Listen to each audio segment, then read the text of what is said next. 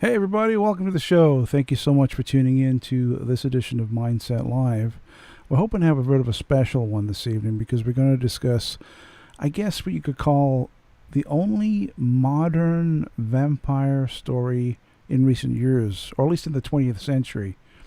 Before we get into the ins and outs and really delve into this case, let me bring in the rest of the gang here. Let's shoot up to Canada and say hello to Mr. Steve Genier, the host and Hey, creator of Nocturnal Frequency. What's up, Steve? hey, Gareth, how are you? Are you ready to delve into the children of the night? Yeah, of course, of course. Should be a great show. Let me bring in our next guest, of course, Steve's cohort and co-host, Mr. And Alex vampire. Rondini, and vampire, and vampire lover, vampire friend, vampire extraordinaire. Yes.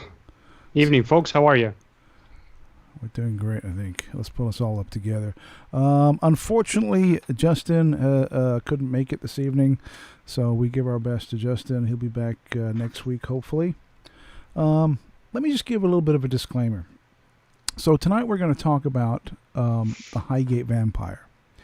The vampire infestation of Highgate in North London from the late 1960s through the early 1970s. But please don't expect an in-depth, blow-by-blow expose of this case. What we're going to do is we're going to discuss it openly and freely. We're going to give our points of view and our thoughts on it, and basically have a good old conversation about this truly, truly fascinating case. So let's start with Steve. Let's go over to Steve and ask Steve, when did you first become aware of the Highgate vampire? I remember hearing about it a long time ago. Long time ago. The world was quite different back then. No. I remember hearing something in passing a long time ago, and I think it was the early 2000s that it sort of reared its, I don't want to say ugly head, Well, yeah, we but could. it came back into my consciousness, probably about the mid 2000s, Uh-huh. and because I remember listening to a podcast interview of Mr. Bishop Sean. Sean Manchester, Yeah. and it aroused my interest again. I wanted to know more about the case. Mm-hmm. I listened more and more, and then I heard a podcast with David Ferrant, Mm-hmm. and I'm like, wow, this is really intriguing. Two different aspects to the same story, really, and I think what really interested me the most was this feud that was going Oh, on. yeah. And but at the same time, I was okay. Where do I fit here? Like, what do I believe in when it comes to this Mm-hmm. quote unquote vampire? And I mean, I just didn't. I couldn't yield to the Hollywood sort of version of what Sean Manchester was sort of pumping out there. It just didn't ring true to me. And I sort of leaned more towards David's sort of Mm-hmm. version. Again, not totally buying into it, but I mean, I really thought if whatever happened there, or what was going down there, it sort of made more sense to me than what Sean Manchester was saying. And not saying that what Sean Manchester was saying was bogus, but I just I just couldn't buy into it. Yeah, I hear you. But like I said, I heard more and more, and I remember inviting David onto the show. Mm-hmm. I think it was 2008 or 2009. Finally, we had him on the show, and from there, things just went, let's say, crazy. Yeah. I hear you, man. And we're going and for viewers watching right now who are unfamiliar with Sean Manchester and David Ferrant, they're the two principal characters in this tale of the undead. And we're going to get into their both of their sides as to what may or may not have happened in Highgate in the late 1960s and early 70s. But let me ask Alex. Alex, how did you first discover the Highgate vampire? Ironically enough, was through the show. I had never even heard of the Highgate vampire until Steve brought David Ferrant on. And knowing that I love vampire stories and all that, it's kind of weird that I didn't hear about it, but it was fascinating nonetheless just to hear David's side of the story, even though it would have been great for the show and for myself as well to hear both sides of the story. Mm-hmm.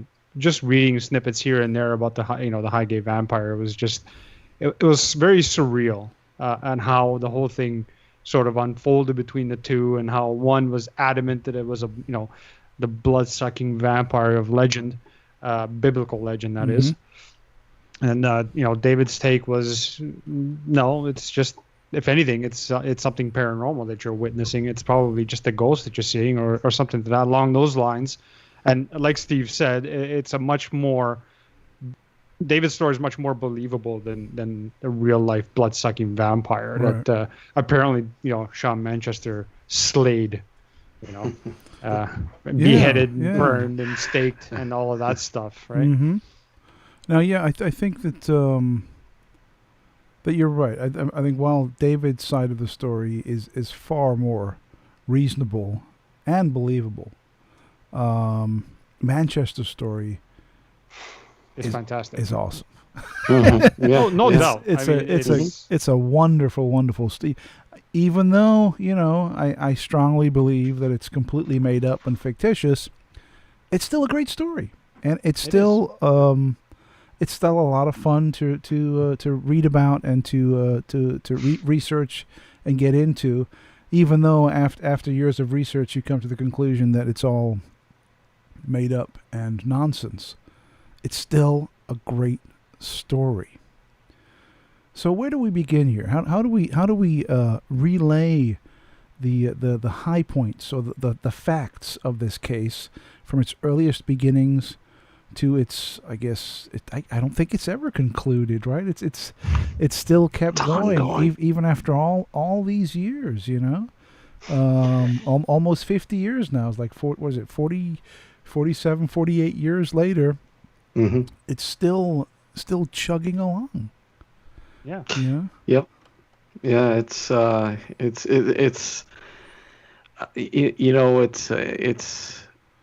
even though David has passed on now, and Sean Manchester's relatively quiet on the sort of story line now as it is. There's still quite a lot of controversy that surrounds this. A lot of unanswered questions, really, and I don't think you're ever going to get answers to a lot of the questions now. I really don't. So I should tell everyone how I first discovered the ghastly tale of the Highgate vampire. What happened with me? It happened in the late 1980s. I forget which year, but it must have been somewhere around maybe 1987, 1988, around that. I'm totally guessing. I don't really recall. But I remember being at home, my parents' house.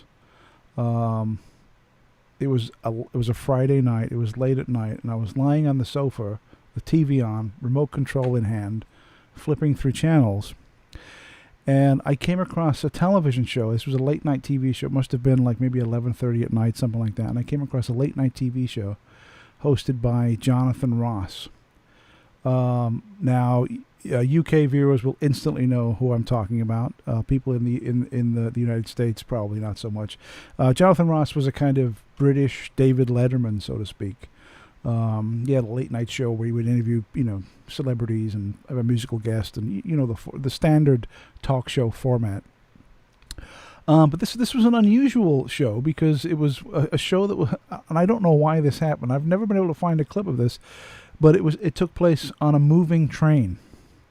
It was like a live broadcast from a train, and Jonathan Ross would walk along the carriages of the train, and then sit down in a booth on the train, and whatever celebrity or guest was there, he'd sit down and interview them on this train. And luckily for me, or unluckily, depending on your point of view, as I was flipping the channels, he was walking through the train and he sat down next to this guy. This guy who looked very, very, I remember he looked very strange. He was dressed very kind of like Gothic. Like he just stepped out of like a 17th century novel. I remember he had on a waistcoat and a white shirt with his collar up and these big puffy sleeves, this mass of long hair, these big old sideburns. And I was like, who is this? Like a member of a new Gothic rock band or something? And then he starts talking about vampires, but not in a movie fan, like, discussing vampires on film or vampire novels or somebody who's into vampire fiction. He starts talking about vampires as if they're completely real. Mm-hmm. That this is not some, deranged, fantastic, fantasy. That this is reality. This is something that people should be very aware of. That these creatures, not even creatures, because if they were creatures, they'd be part of creation, right? These entities, these demonic entities that would leave their graves at night and drain the blood of the living, sort of sleeping into the quiet rooms of the innocent sleeping. And I was completely intrigued by this, because up until that point, I had never, ever heard anybody ever speak of vampires in those terms, as in part of reality, not as in, hey, did you see that movie last week? Hey, I'm reading this great book. No, that he was speaking about it as if this was a part of supernatural reality. And I was completely engrossed. I was glued to the TV. I couldn't take my eyes off it.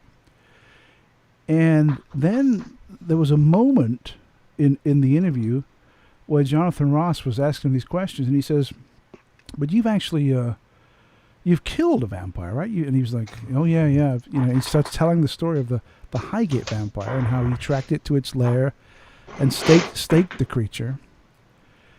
And then he says, yes, and there's photographs of this. He said, yeah. And he had this folder with him on the table, on the train, this folder. And he opened the folder, and he pulled out these like 8x10 photographs, black and white photographs of the vampire in its coffin. Now, yeah, you got to imagine. I've always been into, the unknown, the strange, the unusual, and to be seeing this for the first time on that was it. I was hooked. From that moment on, I was completely hooked, and the seeds had been planted for this fascinating case, and I've been researching it and engrossed in it ever since that day. And it truly is an amazing case.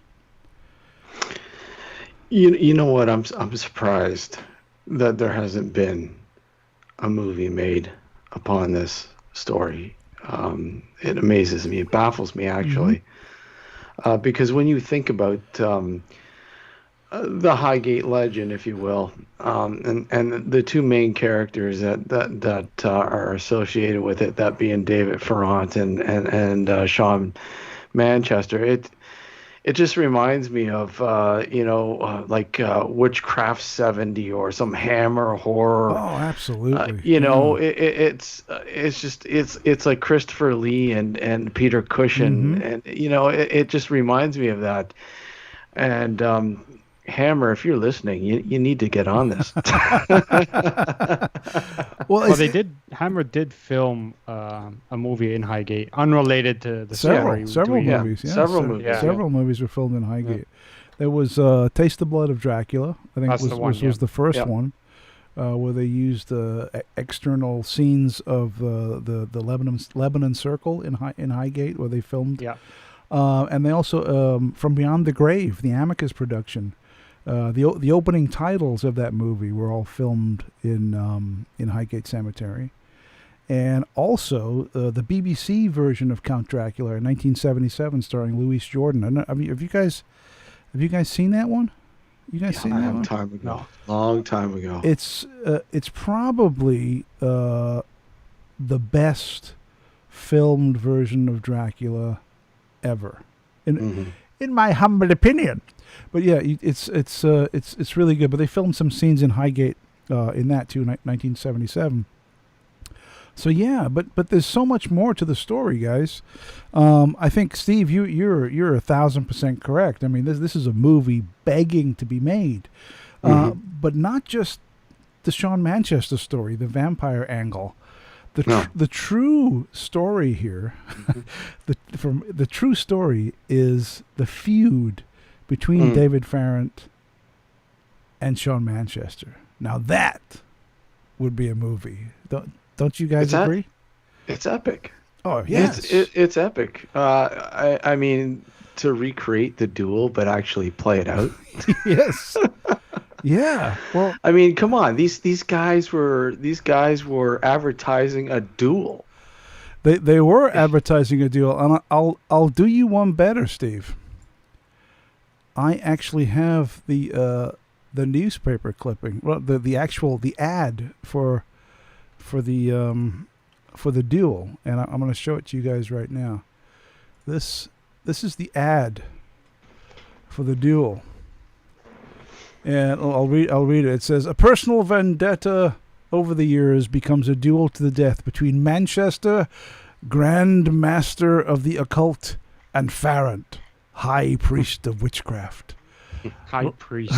Locked in murderous absurdity, Britain's most infamous magicians tend to resolve their blood feud to the death at dawn on the 18th of August, 1978, in Queenswood, Highgate.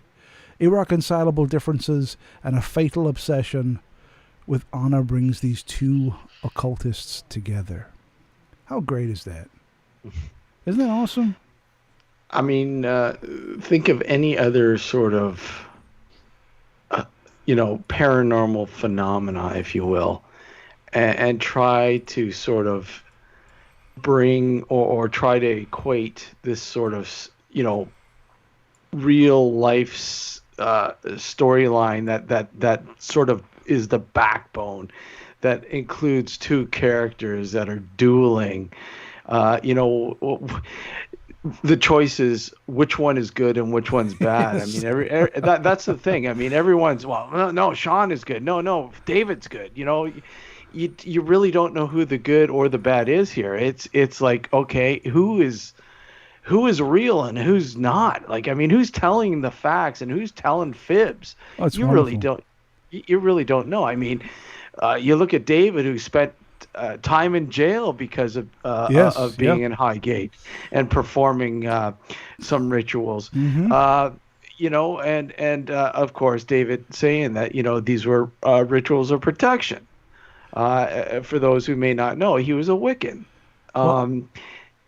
Here's the newspaper clipping right here. Mm-hmm. Yeah. This is from the duel. It says, I'll read it to you. No one could accuse the two gents above from allowing their sword to sleep in their hand. On the left, Sean Manchester. On the right, David Ferrant. The two contenders for the leadership of the British occult movement. They are due to meet in a duel on Hampstead Heath near Kentwood at the stroke of midnight on July. This is a different one. On July 13th, the contest is likely to go ahead, say both of them, despite reservations on the part of GLC Parks and Recreation Department. The event seems certain to attract an occult following. Now this photograph here, I mean, you can see them there both with their swords. Now, this to me, this is fascinating because at the time of this is what, 1978, when it was like the height of the feud, and the fact that they'd be, because there was no feud, nobody chopped off anything, nobody killed each other, but the fact that they were kind of working together in some kind of, I guess, publicity stunt, I find intriguing, don't you? Well, yeah, I mean, what really sort of brought new life to it all was the internet. When the net sort of blossomed and everybody was, searching the wild, world of the web, so to speak, and they were looking for, all of a sudden they stumble upon the Highgate vampire, and they start looking more and more into it, and the feud and this and that, and then they, let me just tell you, you have stumbled upon and turned over the right stone when you all of a sudden are attacked by the Highgate vampire. Oh, bless. Sorry. Excuse me. I had to sneeze. So I'm sorry. Go ahead. I apologize. I mean, this duel to the death was very, very bitter and nasty. At least that you, being the viewer looking in upon this, were led to believe. But I mean, let's face it. I mean, there is a disdain for each other. Yeah, there is, and it goes way back. There's, I have a photograph here. It's a little I do apologize. There are better photographs than this. This is the best one that I currently have. It's a little bit pixelated, but I'll show it nonetheless. This is David Ferrant and Sean Manchester at the cemetery in Highgate. And now this photograph I find fascinating because on so many levels, these were people who were diametrically opposed to each other on their views as to what was going on in Highgate at this time. Yeah. But yet there they are, together. I mean, in the beginning, there was talk that they were somewhat associates, friends or friends of friends in a small group. But at one point, there was thought that, in the beginning, Sean Manchester had this huge interest in the Hammer horror films and vampires in particular, and kind of knew what David was doing and wanted to be a part of that sort of scene, if you will. Yeah. He had no interest in being a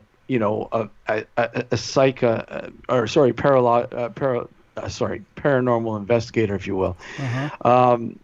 But I think he wanted to take it to the next level, where David wasn't really in that sort of realm.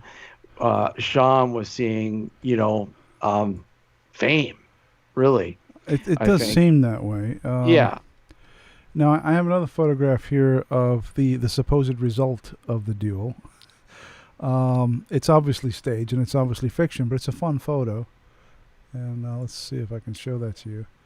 As you can see, there's Manchester lying in a ditch with a bloody head, holding his sword, with a damsel in distress trying to comfort him and somebody trying to put his coat over his head. Yeah. Interesting stuff, as you can see. What's interesting about this is, as far as them being friends or not, I actually asked David Ferrant this question because I'd seen all these photographs of them together, and I asked him. I said, "So, back in the early days when this all started, were you like buddies? Were you like friends, or that had a falling out, or how did this happen?" And he says, "No, we were never friends. Yeah, it was He was just somebody that I knew, We knew each other. Sort of like an acquaintance. Yeah, like an acquaintance. Yeah. We were never, friends. We'd never hang out and have a drink and, hey, what's up? How's it going, man? Hey, it was nothing like that. It was just they kind of knew each other, so to speak.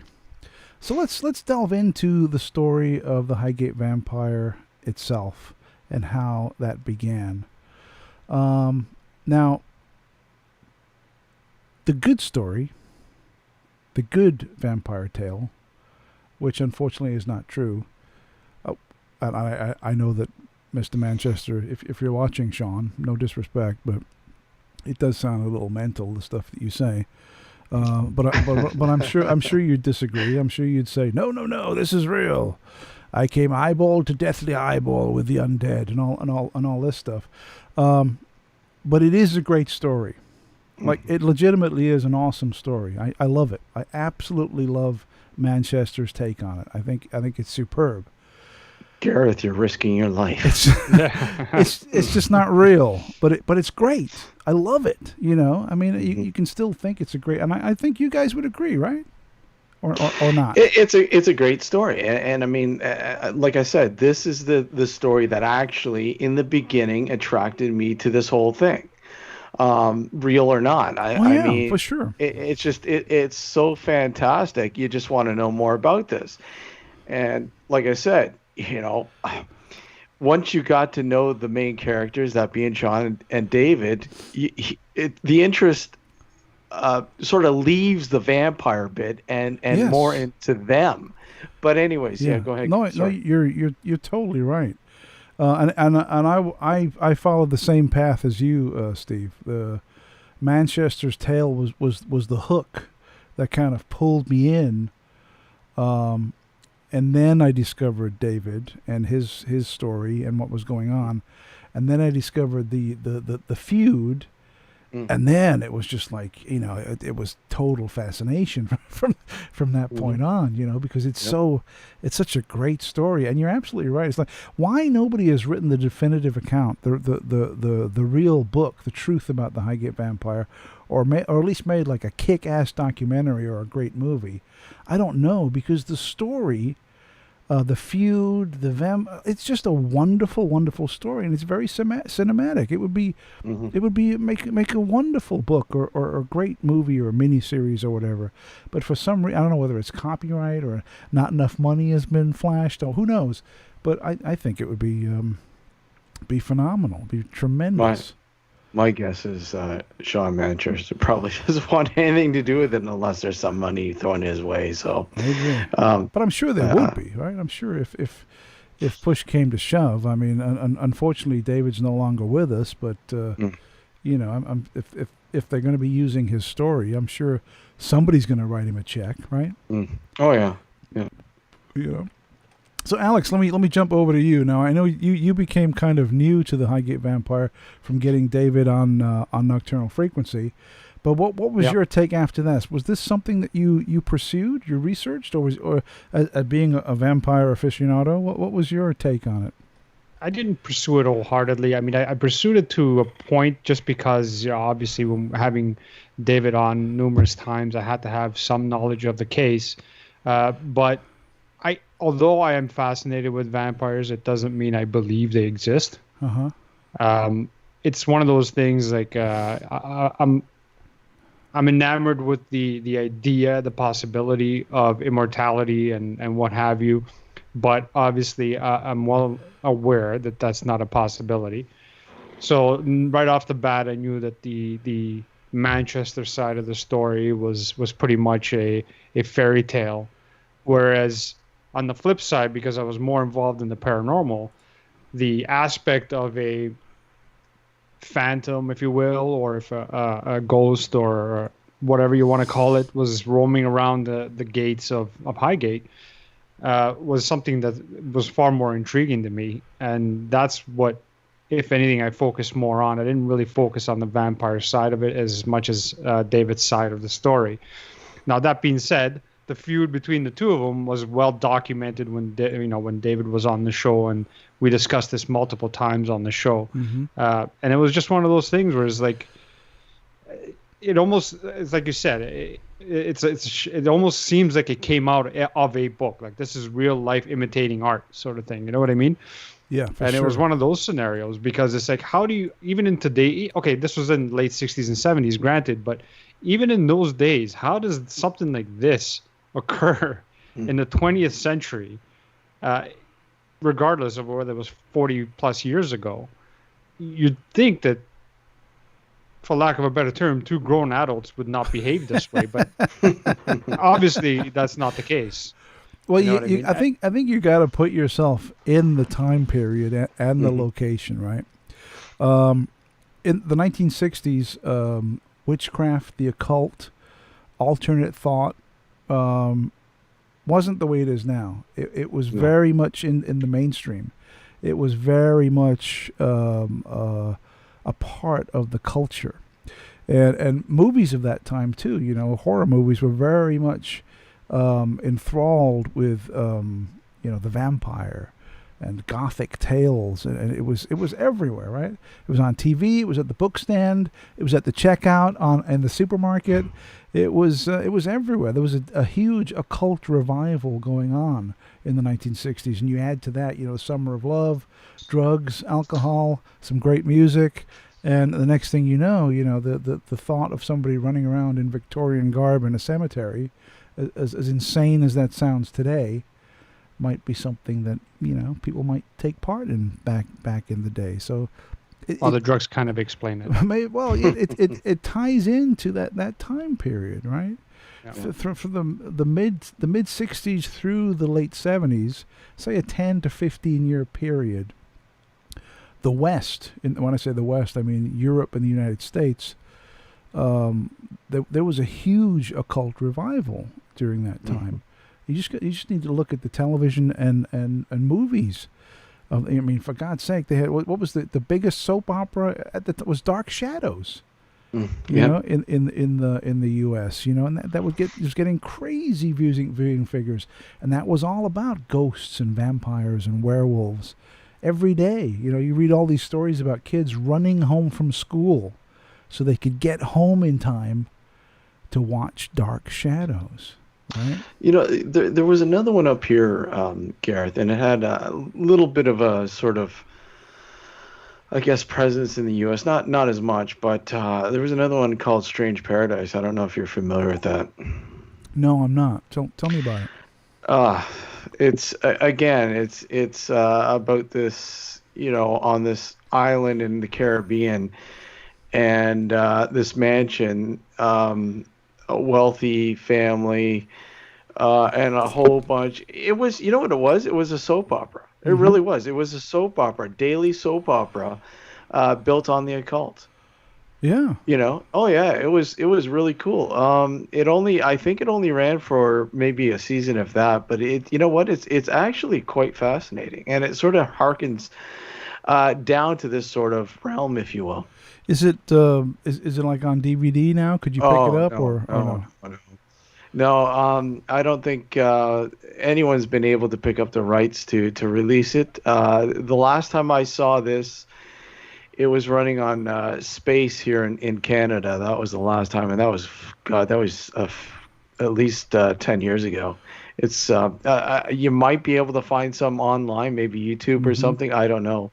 There's got to be some copies floating around. If it was on as recently as 10 years ago, somebody recorded it. Somebody. Yeah. Did. Oh yeah. Yeah. It's out there somewhere. Yeah. But yeah, to kind of illustrate the golden age of the occult revival, I mean, the famous stories, and I can kind of remember this as a kid too, as a little kid going to the supermarket with my mother, and going, when you go up and you push your basket and the cashier's right there and you're paying for all your stuff, and they have that little rack of magazines there on the corner. And you go there now, and it's all like, the People and celebrity nonsense and, all that stuff. But back in the day, in the mid to late 70s, that was like, the world of witchcraft and all these occult magazines, and that was normal. I mean, now that seems like insanity, but back then it was a very, very different time. to be, and even the TV of the time, like we just mentioned, everything was very, very occult and strange and dark and mysterious, and that's what pulled me in some ways. Can you guys say the same? I think the grocery store was the very first time I saw Bigfoot. Right. No, yeah. I mean, there was Seriously. Yeah, there was that huge hairy lady that worked there, right? No, there was the magazine, right? The magazines, like on the magazine racks, like you said, it's about the occult, UFO, abductions, and Bigfoot, and it just hauntings. It was just so, like, you don't see that anymore. No. You haven't seen that for years, but No. it was just so wonderful back then. It was so amazing. And this was the time, Yeah. of the Highgate Vampire. Mm-hmm. Now, there was something else going on at the time that kind of piqued my interest. This kind of set the scene for the TV show that I saw in the late 80s. There was a book that I found in my local library when I was a kid. Mm-hmm. And it was about vampires. And I remember reading this book and going through it. As a little kid, you're fascinated by these books. You're going through it. And there was a chapter on there where they mentioned Highgate. And I think it was called, like, why are the animals dying or something. It was about these animals that were being found in this graveyard drained of blood. Oh. And I must have been, like, I don't know, maybe 8 or 9 when I saw this book, but it burned into my brain. And many, many years later, I always remembered the title of the book, and I always remembered the name of the author. And the reason I remember the name of the author, because he had the same name as one of the Blues Brothers. His name was Elwood. Elwood Herwood or Hurtwood. So many, many years later, I typed the name of the book into a search engine, and I found it on eBay. And I have it right here. This is the book. Vampires. That is awesome. This is the book. So that mentions the Highgate. The Highgate Vampire, and this is by what's his name? I can't see it anymore. Elwood D. Bowman, right there. If you look at the top. Yeah, I see that. Right. I love the cover. The cover. And this was the book, and this also is it's an ex-library book. Hey. And this was last checked out in June of 1999. Is Shawn Manchester's name in there? No. I don't know. But you must be owing a lot of money on the Yeah. fees for the library book there. No. I did not steal this from a library. I purchased this book from eBay. Right, okay. But this was the exact book that I took out from the library Cool. when I was a kid, and I just remember the title, and I remember the author because Elwood of Blues Brothers. So I found the book, and now I have my own copy. This was from the Newcastle Branch Library in Newcastle, Colorado. This book. I'm trying to find the chapter where it says why are the animals dying. Oh, here we go. Here we go. I'll show you right here. Look, the last chapter. Can you see that? Over. Yep. There we go. Oh, yeah. The Vampire Hunt in Highgate Cemetery. In Highgate Cemetery, yeah. And this was the book that when I was a kid, this was the first instance. And then then years later, 10, 15 years later, when I saw this interview on the train on Jonathan Ross, seeing Manchester talk about it, and then this book popped into my memory, and I put the 2 and 2 together, and I was like, oh my God. What the hell? Mm-hmm. And that was that. You've piqued my interest now. Oh, dude, I for this show, I have my Highgate file right here. I pulled it out. Awesome. So I have lots of goodies and memorabilia and stuff to show you guys as we go. Some as well. What you got? Let's compare memorabilia. Well, I mean, it's probably something you have, but I was able to get some personal copies from David from his. There you go. Yep. Were you able to get that? I was. Yeah. Is it autographed?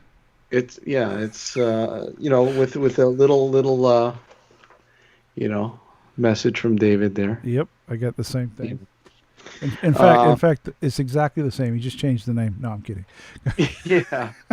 And of course, Am I the only one who didn't get that book? I don't know. Did you get the book? Volume 2. Yeah, volume 2, right? Yeah, you got volume 2 right there. Let me get the Volume There you 2. go. Volume 2. I don't know. And again, a message from David. Uh-huh. You know. So I when this really popped into my head and I became avid about this, I started researching and finding all of the main books that made reference to the vampire at Highgate. The first book to actually have anything to actually relay the story of the Highgate vampire. Now this was solely through Sean Manchester's point of view. Yeah. Was this book. This is the Vampire's Bedside Companion by Peter Underwood. Now Peter Underwood was the president of the Ghost Club. Yeah. I'm familiar with that. And if you look at it says Amazing World of Vampires in Fact and Fiction. Right? So he goes through and he relates the tale of the Highgate vampire. But not only does he do that, he also puts some posts. It's very internet, huh? No, he actually publishes some photographs. Now, the story of the Highgate vampire, and I'm sure, Steve, you're aware of this, from Manchester's point of view, began with two Catholic schoolgirls walking through Swain's Lane, I think in like 1966. And I have a photograph of Swain's Lane right here, which I can show you guys. Give me a second to line this up here. Now this is a nighttime photo, so you'll get an idea of how spooky it is. So there you go. This is Swain's Lane. Now this is a road or a lane that goes between. So the cemetery is divided into two parts: the east and the west. And this lane or this road slices right through the center of the cemetery, and the road is open to the public, and you can walk down this road. And this road is where most of the sightings have occurred over the years. I've been there. You've been there. Tell us about that, Alex. It was really. We went during the day, mind you, and we took the tour, but it doesn't look like the picture, obviously, because it was daytime.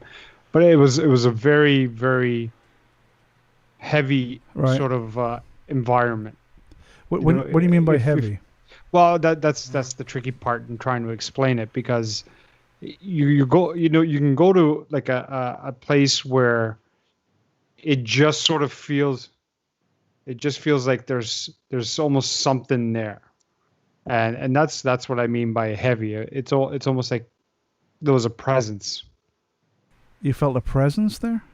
Not necessarily I felt a presence, but if like the atmosphere was like it was heavy with a presence. It's hard to explain, and that's part of the reason why it's you'd have to be there. I don't know if you ever got a chance to go when you went to England. I did. We can get into that. I have a story also. But what exactly happened? Did you go on the tour and everything? I did. Yeah, I took the tour. It was my wife, myself, and the two friends we were with who lived there in England, in London rather. And we took the tour. And one of the first things the tour guide, and I related this story to Steve, which he started laughing at it. But one of the story before we even started the tour, he mentioned someone in the 70s who broke into the cemetery and got arrested. Okay. And I approached him just before the tour was on its way, and I just went up to him. I go, by the way, you wouldn't be talking about David Ferrant, would you? He's like, you know him? I'm like, yeah, we had him on the show a couple of times. Right? I go, I know him very well. Yeah, I had a similar experience when I went on the tour, and they didn't mention anything about it whatsoever. They did not want to go there. And when I mentioned it, they became very like, oh, are you rolling eyes, shaking heads? You're mental. Nothing happened. This is crazy. But you're right about. Must have been the guide I had was pretty open-minded, I guess. Maybe, yeah. Maybe you get one of the good tours. Well, is there just the one tour there, or is there many tours? They have multiple tours throughout the Yeah. day, but only the western part is you can only go there. You can't like freely just wander it. You have to go on the tour. You can't do it. Right, that's the old section. Yeah, the other section you can just go in and walk around, and that's the section that has like the Karl Marx is buried there, and Douglas Adams, George Michael. George Michael. Yep, they're buried there. But the more gothic, the one where the vampire resided, that has to be done through a tour. Yeah. But tell me more about how it felt there, Alex. That's interesting. It was a great experience. I loved the cemetery. I always love walking through cemeteries, no matter where it is. But this one was special for many reasons. One, because of the age of the actual cemetery and the history, but also because of obviously what happened between David Ferrant and Sean Manchester.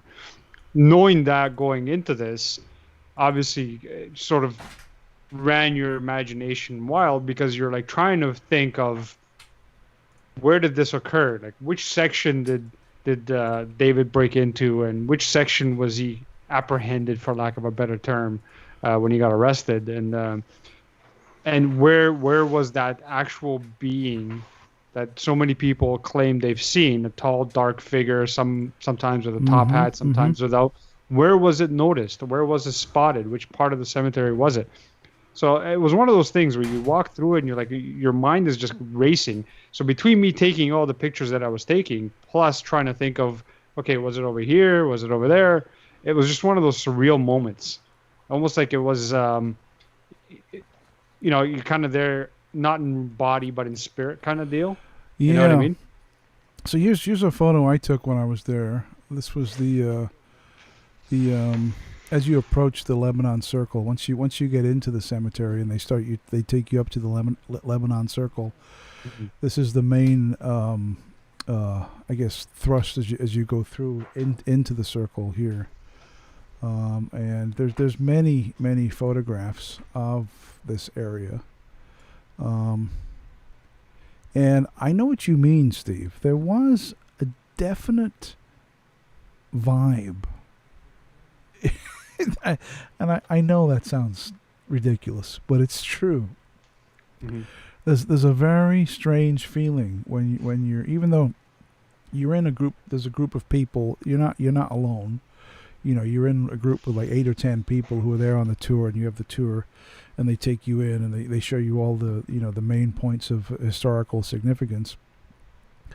But when you're walking through, I mean, it's very quiet.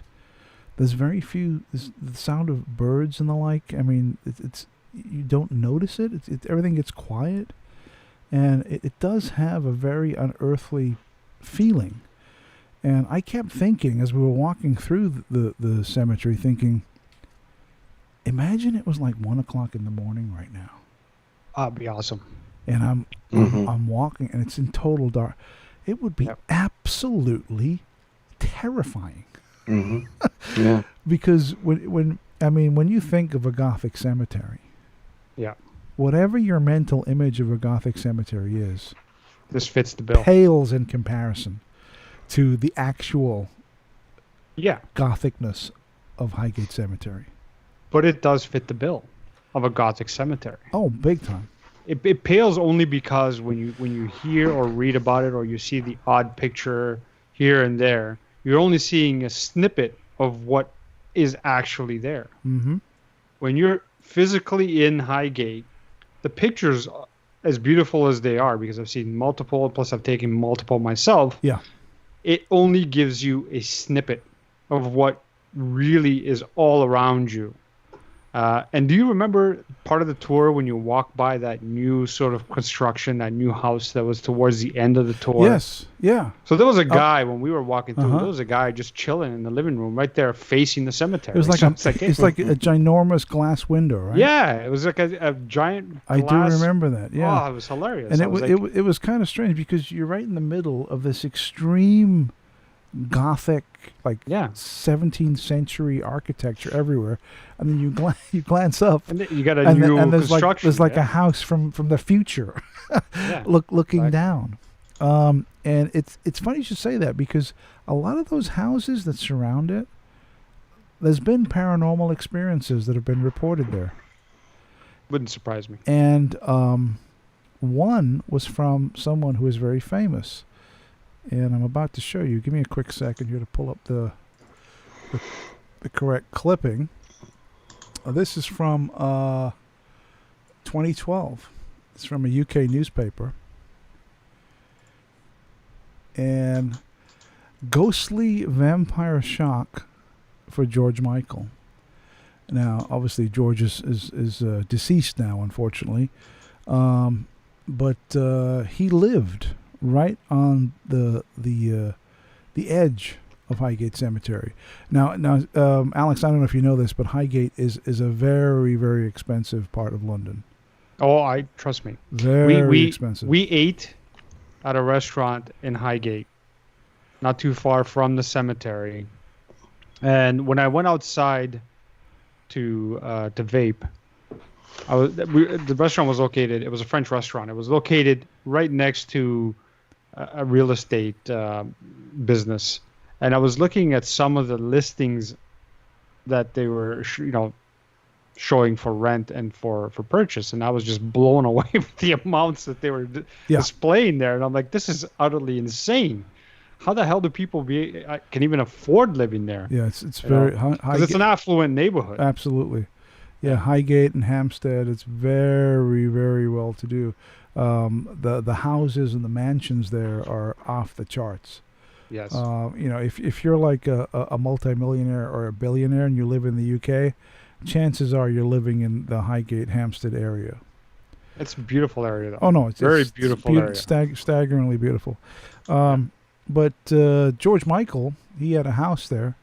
This is from a newspaper clipping here. Ghostly vampire shock for George Michael. Pop legend George Michael's street is haunted by a vampire. It was claimed yesterday. Ghostbuster Mickey Gocool said exceptionally high levels of paranormal activity surrounding the ex-Wham star's £3 million mansion. The whole area is mystical, added Gocool, 46. The house near Highgate Cemetery, North London, where the vampire was first spotted. Another alleged ghost of a 17th century woman who murdered 50 kids. So yeah, I mean, it's a very spooky area. There's definitely some vibes there, and you feel it when you're walking around. I'd love to just camp out in there. Well, in the cemetery, you do that? Yeah, in the cemetery. I don't know if I'd do that, dude. It would be awesome. Come on. I think it'd be awesome. Would you do it too, Steve? Oh, absolutely. You'd be in there? Yeah, sure. I don't know. We could build a fire. We could roast marshmallows. Yeah, you could have like a fun little camp out. It'll be great. Yeah. Yeah, and then the dark figure will approach the campsite. Well, that's the whole point, right? You want to be able to see that. Room for one more? Yeah. Oh. You'd be all into that. What is the current status of this? I mean, like, has there been any recent sightings of the vampire? Yes, there has. And that's the amazing thing, is that it still continues to this day. Now, when I say vampire, I don't mean like, a guy in a cloak saying, I want to drink your blood, Mr. Renfield, or anything like that. Yeah. We're talking about some kind of specter, some kind of dark humanoid form, usually with a top hat of some kind that is seen in the area. There's an illustration right here which I can show you, which kind of illustrates what this specter looks like. If you look at this picture, I mean, obviously that's an actor. That's a guy in a cloak and a hat, standing in an archway. But this gives you some idea of what people have witnessed and continue to witness around the Highgate Cemetery area.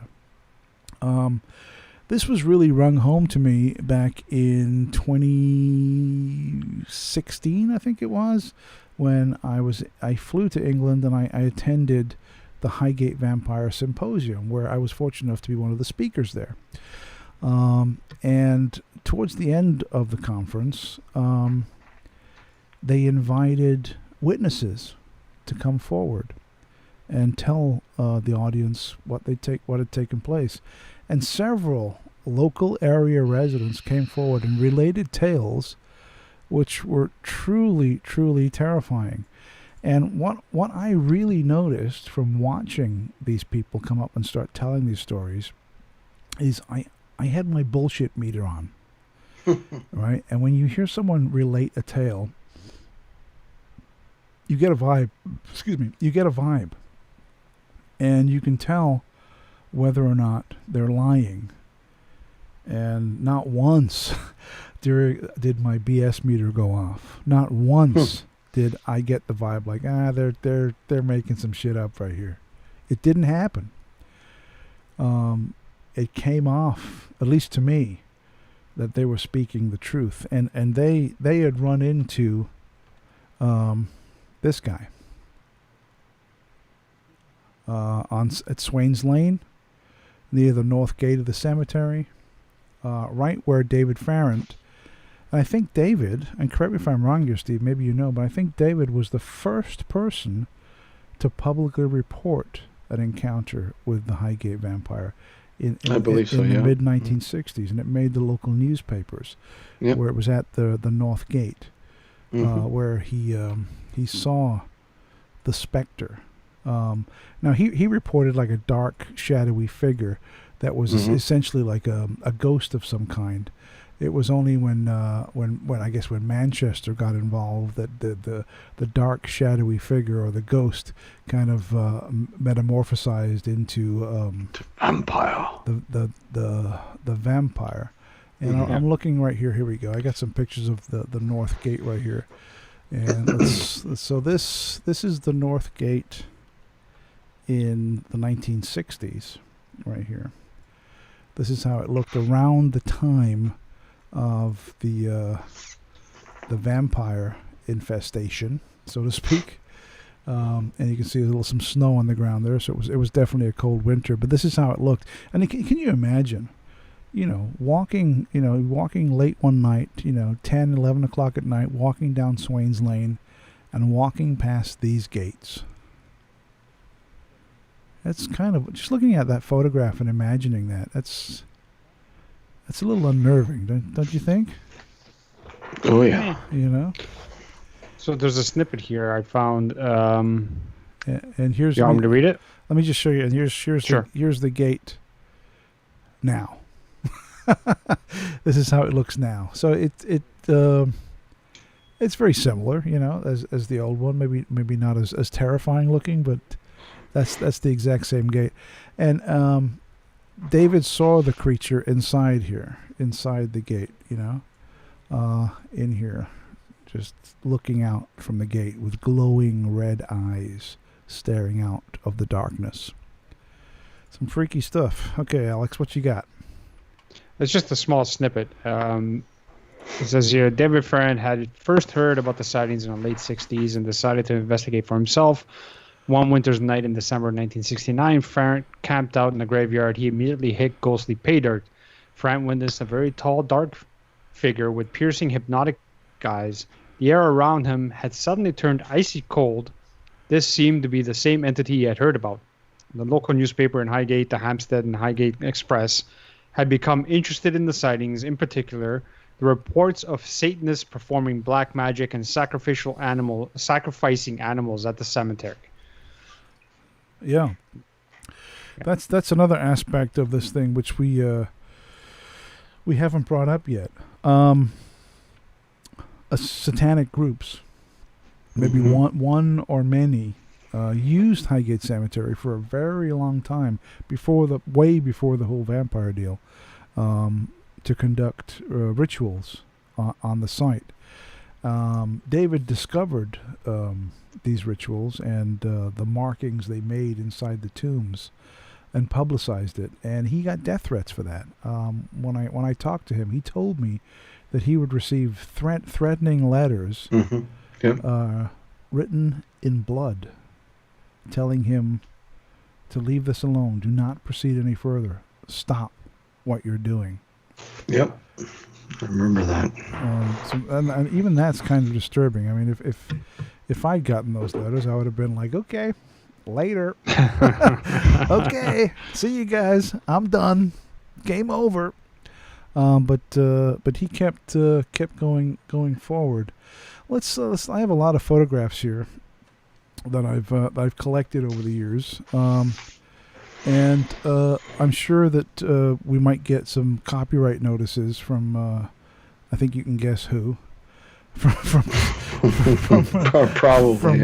displaying these pictures. I'm sure you'll get a little bit more than just that. We might get, if he gets a little mental. We're talking about Mr. Manchester, who kind of loses his shit at the drop of a hat if somebody posts something or uses a photograph that's my copyright. How dare you? When it's like he's putting them on the internet, for Christ's sake. It's not like we're breaking into his house and going into his desk drawer and taking the goddamn pictures. He's posting them on the internet. Please stop. It's like the mental case rambling here. But Steve, let me ask you. You had a strange run-in with Manchester, didn't you? Did you not? few of them. A few of them, yes. Can you elaborate? Like I said, wanting to bring one of the guys on to talk about the Highgate vampire scenario. I was first looking into Sean Manchester, but I had no luck getting a hold of him and hearing back from him, sort of thing. So I did a little bit more research and found a way to get in touch with David. David and I started talking, and of course, in the beginning, David was a little reluctant on wanting to come onto the show because he had felt that I could quite possibly be a spy for the Manchester camp. So I had to prove to him that was the case. We should add that the paranoia is off the charts with this thing, with the groups. So anyhow, I started talking with David quite often for many hours at times, and we developed a friendship, really. And finally he decided he'd like to come on the show and talk about the scenario. And of course, Sean Manchester was listening to the broadcast or the rebroadcast or whatever. He took offense to it quite. He was really pissed, to be honest.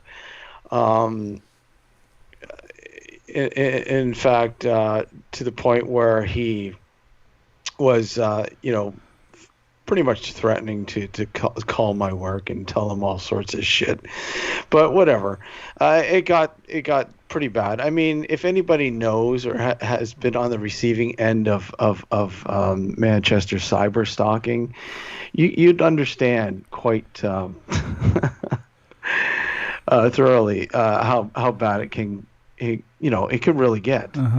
And simply because he had felt that I was taking David's side, I believe, and promoting David's story arc or narrative, if you will, of the whole scenario, and he took exception to it and didn't like it. And his blogs blew up.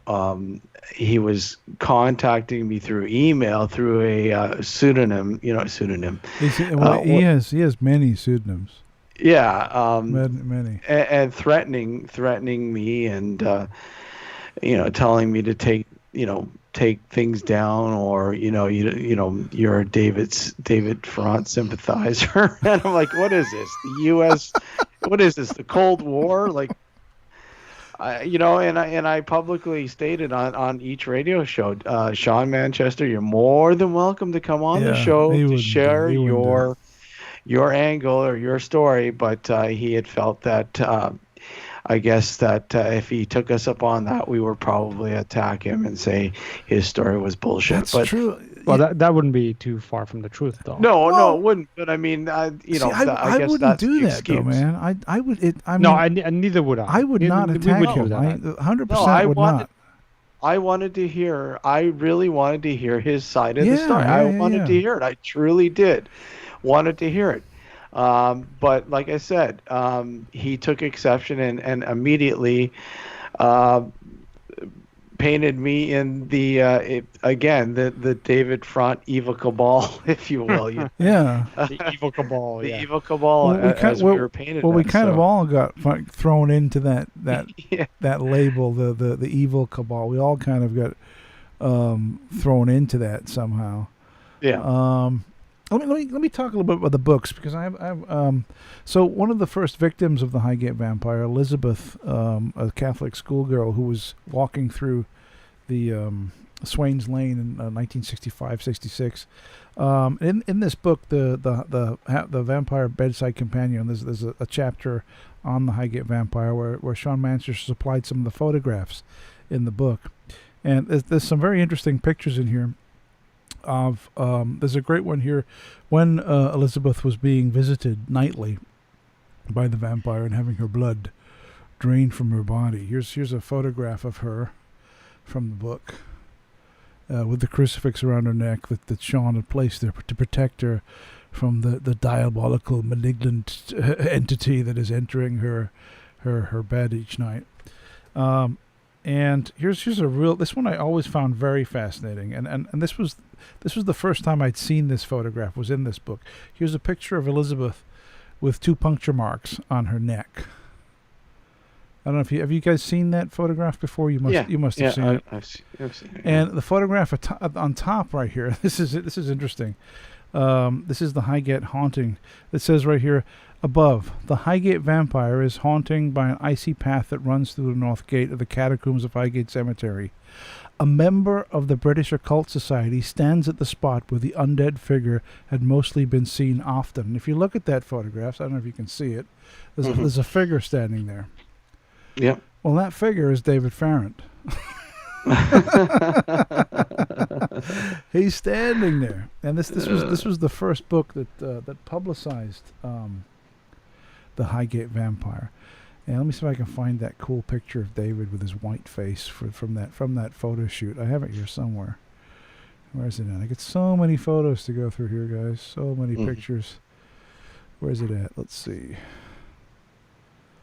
Can never find it when you need it. I should have these lined up. I didn't know we were going to talk about this right now. Let's see. Where is it? Come on. Reveal yourself to me. Where is it? In sort of adding to the attacks, if you will, and Alex can contest to this. I don't know if Gareth, if you were, I don't know if you were part of the blogs that his synonyms put out there, Friends of Manchester. Yeah, they were great. Myself, they were fascinating. I think a friend of ours, Redmond, was a part of that, and of course Alex was thrown in there as well. Yeah. He managed to grab the picture. What with your vampire? What was it now? I was wearing my contact lenses. Yeah, you were The white contact lenses. Oh, and, yeah. It was an interesting picture. That picture was taken on Halloween. I can't remember what year, but it was a picture that a friend of mine had taken of me wearing the contacts, and it was zoomed into my face because he wanted to accentuate the contacts, and that's the photo he used to sort of, illustrate that I believe I'm a vampire. Well, he was taking whatever information that he published in the posts with each one of us. Yeah. Mostly, if not all, all of it through the what he was finding through his Google searches, if you will, of the net on us. So, yeah, he's very proficient at search engine terms. You'd think you'd get a job at Google or something, but pimping his search skills.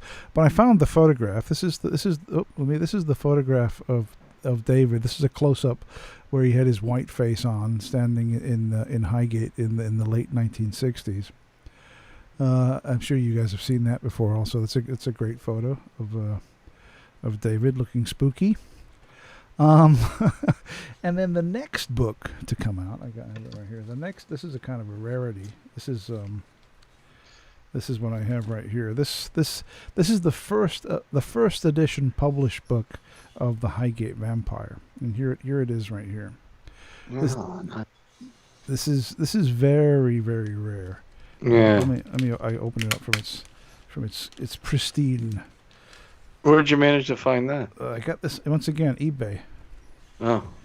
And here it is. Here's the actual book.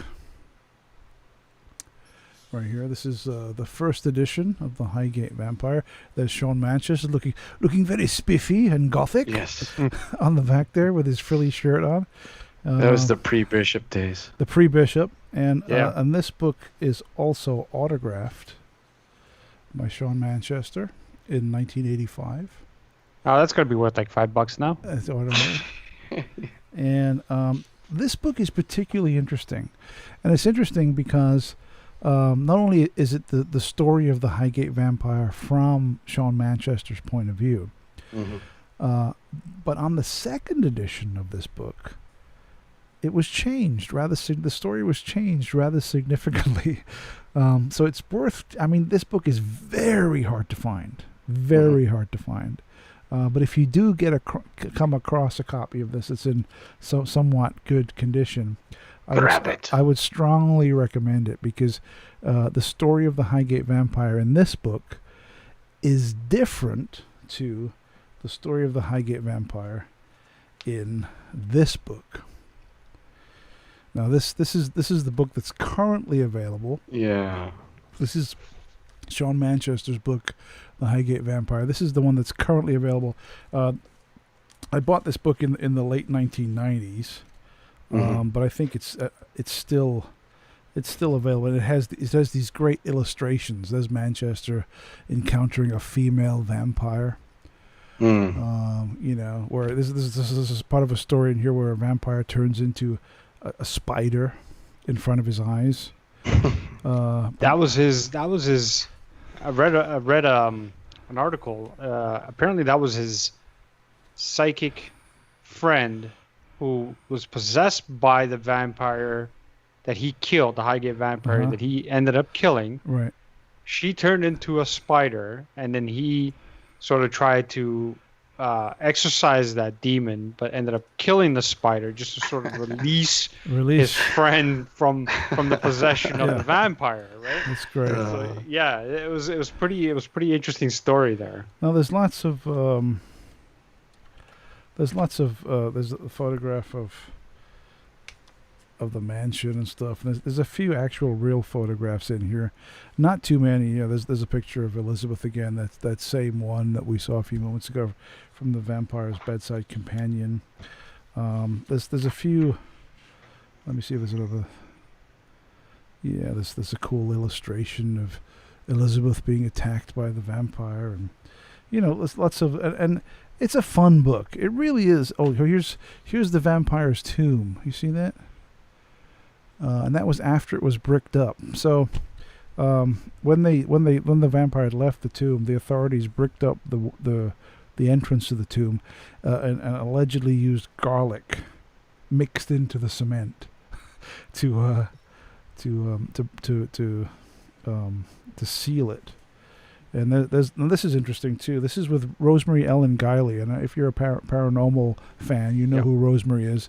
And here's a picture of Rosemary with Sean Manchester sitting on a park bench in Highgate talking about because Rosemary wrote a real good book called Vampires Among Us. I don't know if you've read that book. I've read it. Yeah. It's a great book. It's a phenomenal book, and there's a section in that book where she dedicates to the Highgate Vampire when she talks to Sean Manchester, and that was a photograph taken of the interview that took place.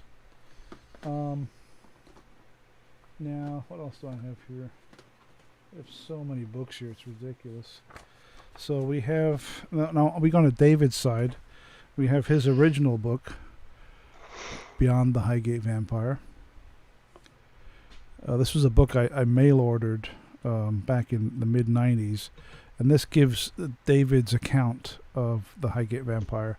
And it also, a lot of the photographs in this book I was very taken aback with. I wasn't expecting this, because it gets into the satanic exploits that took place in Highgate Cemetery.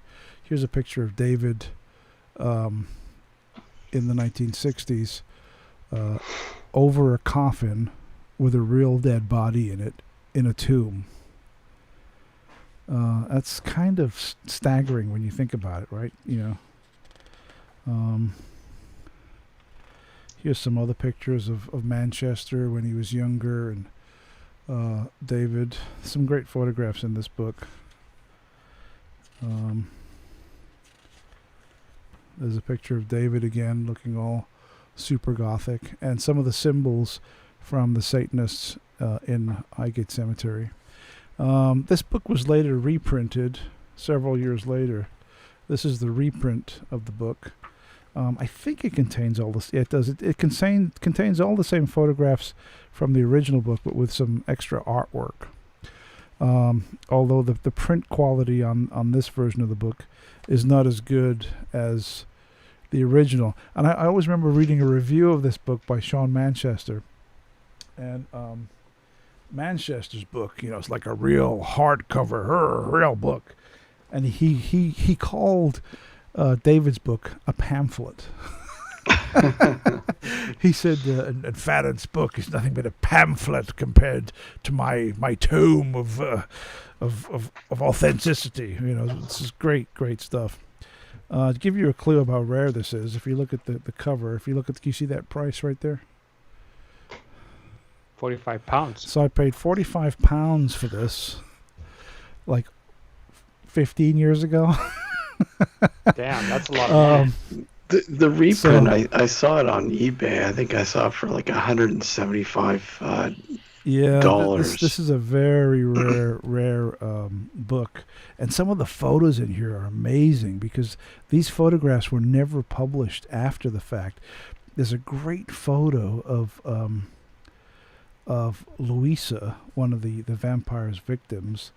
Apparently, I can't even say the word, somnambulizing in the dark hours of our Highgate flat. It's basically a picture of her naked, touching the lamp fixture. So Louisa is his psychic friend. Yes, who ended up turning into a vampire. Oh, sorry, correct. The spider. Mm-hmm. Yeah, here she is. Here's a great picture of you can see there's Louisa right there. So very cute, huh? She's kind of hot. Mm. I doubt she looks like that now, but still, back in the 60s. Lots of great photos in here. Here's the same thing. There's Manchester going into the tomb and all that stuff. Now there is a photograph. I don't know. What do you think I should show? Should I show the photograph of the vampire or not? I don't know if I should or not. What do you save that for part 2? Should I? Because I have a picture of the actual vampire, but I don't know if I should actually show that or not. In my collection here, my vampire, my Highgate vampire collection of stuff. I also have lots of correspondence with David over the years that I've recorded. I have his a DVD, The Vampires of the North Gate, and I've got this, In Search of the Highgate Vampire video with David Ferrant. And here's the real good stuff. This is actually really good. This is Beyond the Mental Realm. This is an interview with David, and it's actually with Mark Pilkington. It's really good, ridiculously good. When's that from? This is from, I believe, is there a date on this? I think late 90s, early 2000s, something like that. Okay. And there's this one other CD. And okay, now we get into the good stuff. So where's it? So here we have an audio tape. This is very retro here. We have an audio tape here. This audio tape is from the British Psychic Society, the Vampire Research Society, from Sean Manchester. And I don't know if he still does this, but on his website back in the day, you used to be able to order audio tapes. Were you guys familiar with this? You could order audio tapes of Manchester's stuff. If you look, it's just a standard blank, like a regular tape, right? And then some stuff, the Highgate Vampire printed on the cover there. And right here you can see there's interviews with Elizabeth, Keith, and David. Elizabeth was the first victim of the vampire. Let me change this. Was the first victim of the vampire. There's interviews with them. And David Ferrant was interviewed in 1978 and 1998. Keith was interviewed 1969, 2001. Elizabeth was interviewed 1967, 1969. And these are the interviews on the tape. And I also have some CDRs, with the Highgate Vampire by Sean Manchester. These are also interviews that Manchester made, like recordings of. I guess what he would do is he'd have his flat or his apartment, and he'd hide a tape recorder in the flat, and then he'd invite people over and talk to them about all manner of stuff and record their conversations. And David was snagged in this plot many times, and on these CDs I have the conversations between Manchester and David back in the day. So some good stuff there. I would love to hear those. Let me see what I can do for you. But yeah, there's a lot of good stuff like that. There you go. Yeah, this I have a lot of stuff to go through. Let me look at some more pictures here. Let's pull up some more stuff. So we've seen what David looked like back in the day. Now let's take a look what Sean looked like back in the day. This is a kind of a screen grab from a television show that he appeared on from 1970. Let me pull this up real quick.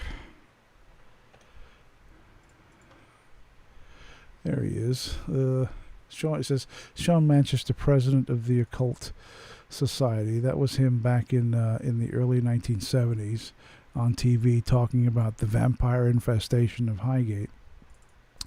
And here's a great. I love this photo. This photo is. Let me pull this up. This is a great one. This is like he's auditioning for Doctor Who or something. This is superb. Look at this one.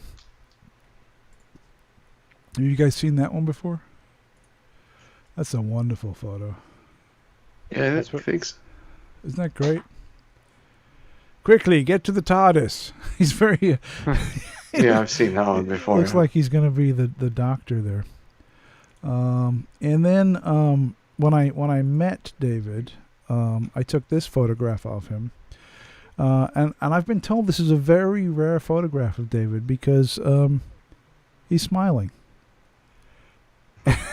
And I don't know why, but it's very rare to find a photograph of David Ferrant actually smiling. He's usually got some like a grimace or something, or some spooky look going on in his face. And I see that we're rapidly approaching the end of the show, and I know that you guys have got to head out of here. It's getting kind of late. Last one I want to show before we call it a night. Maybe we should do a part 2 because there's so much more to go into here. Here's a quick photo of me and David together. When I did my video, I interviewed him for like 45 minutes on video, and then towards the end of the video, I was like, David, no one's going to believe that I'm sitting here talking to you. Let me jump into frame. So that's a screen grab from the video where I went over and took a quick photo of me and him together. That's the only picture of us two together at the same time. So there you have it. There's so much more to talk about, guys, on this. Maybe we should do a part 2. What do you guys think? Well, yeah, I'd love to get more into detail with things that had happened over the years. Oh yeah, we've with really this. just, I mean, we like, scratched you the know, surface. From Manchester busting into the tomb and all that sort of stuff. I'd love to get into all that. Plus, I haven't shown the photograph of the vampire in his coffin. Yeah. Maybe we'll hold that off till next week. We have some people in chat. Any questions or comments before we call this thing a night and move off into the darkness of the night with the vampire? Anything? Okay. Okay, so I have a lot of stuff, a lot of paraphernalia, and I have this huge thing of photographs too. Look, that I haven't even scanned it from back in the late '90s that I took from being on the vampire. Oh shit! I almost dropped my books there. The vampire deal. So yeah. Okay, let's call it quits then. Maybe we'll do a sequel next week. Next Monday we'll come back and do the Highgate Vampire Part 2. I'd love to get if Sean, if you're watching, don't take it too hard, man. We're even though we think your story is nonsense, we're big fans. We love the story. It's cool. We don't believe it, but it's still a great story. Let's be honest. So don't get mad. Don't do a copyright thing. Be cool. Turn the tide. Be a nice guy. And what's the likelihood of that happening, Steve? What do you think? Your guess is as good as mine, man. That's all I got to say. You never know. You never know what kind of storm is headed our way or your way. We'll see. Well, let's see if he's in a good mood or not. Yeah. Maybe he'll wake up one morning and breathe in the summer air and think, I'm good with the world. Let's we'll let it fly. We won't stop him or be a bitch about it. All right. Let's. Any final comments before we call it a night, guys? Alex? No, nothing from here. I'm looking forward to part 2. Yeah, part 2. We'll get into it even deeper, I guess. Thanks for everyone watching. We really appreciate it. Please, if you can, don't forget to subscribe to the channel. Hit the subscribe. Hit the bell. Hit all that stuff, so you'll know when we're gonna go live again. And stay tuned. Spread the word. And we'll see you all next week for part 2. Farewell, See ya. fellow vampire fans. All right, good night, everyone. Bye.